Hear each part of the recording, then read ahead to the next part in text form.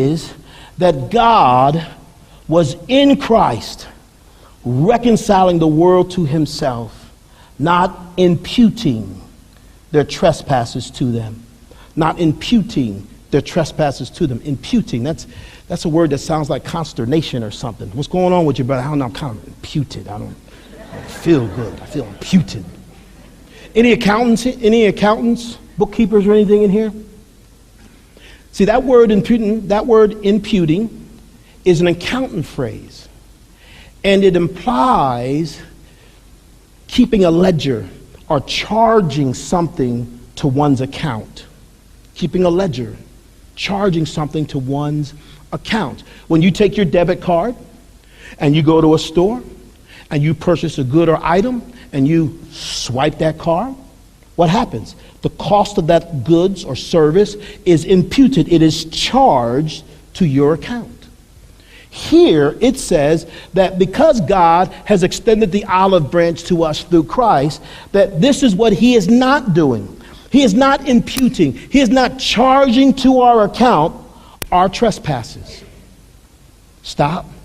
Hold the horses. As the psalmist said, Selah.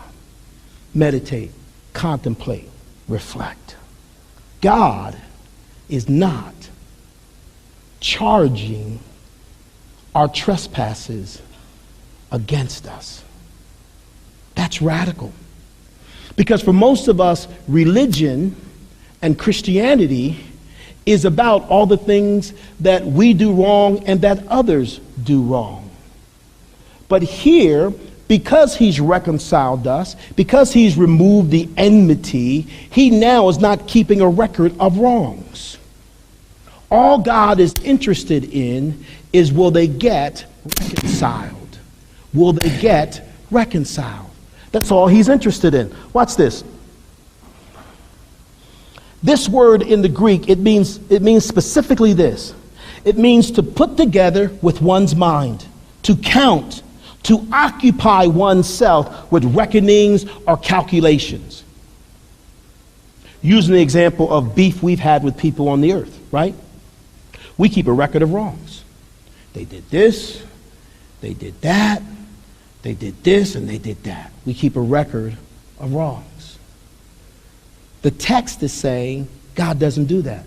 God doesn't hold in his mind the wrongs of individuals. Go to John 3:16, and we all know 16, but 17 and 18 is the power. For God so loved the world that he gave his only begotten Son, that whosoever shall believe in him shall not perish but have everlasting life. Well, why? Because God sent his Son into the world not to condemn the world, but that the world through him might be saved. He that believeth hath life. He that believeth not is condemned already, because he's forgotten or rejected the only begotten of the Father. See, God says that the basis of condemnation is the rejection of Jesus.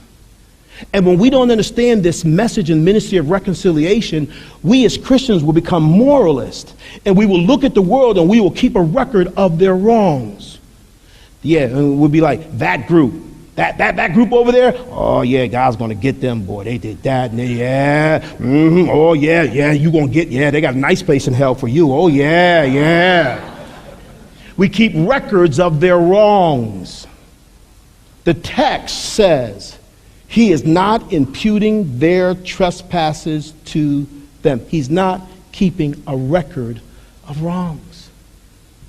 1 Corinthians chapter 13. What do we call 1 Corinthians chapter 13? We call that, what's the name for that chapter? That's the love chapter. That's the Barry White chapter, the love chapter. And in that chapter, in talking about love, one of the things it says is that love keeps what? No record of wrongs. Because God is love. He would be inconsistent with his intrinsic attributes and natures if he were to keep a record of wrongs. Now hear me out, because I know we have some legalists amongst us. Hear me out. If a person doesn't come into reconciliation with Jesus, there is a consequence for the rejection of Christ. A Christless eternity. Yes. But that's not the message he's given us to proclaim. The message he's given us to proclaim, God ain't mad at you. There's a way out. He's extended the olive branch. That's the message. So it says that he's not imputing. He's not imputing their sins against them. He doesn't keep their sins in mind. So you got to let go of your hostility towards sinners. You got to let go of your hostility towards certain groups. You got to let go of your hostilities. God got them. They can't change what they do if they don't come to Jesus. You couldn't change what you did till you came to Jesus. So lighten up. Look at your neighbor and say, neighbor, lighten up.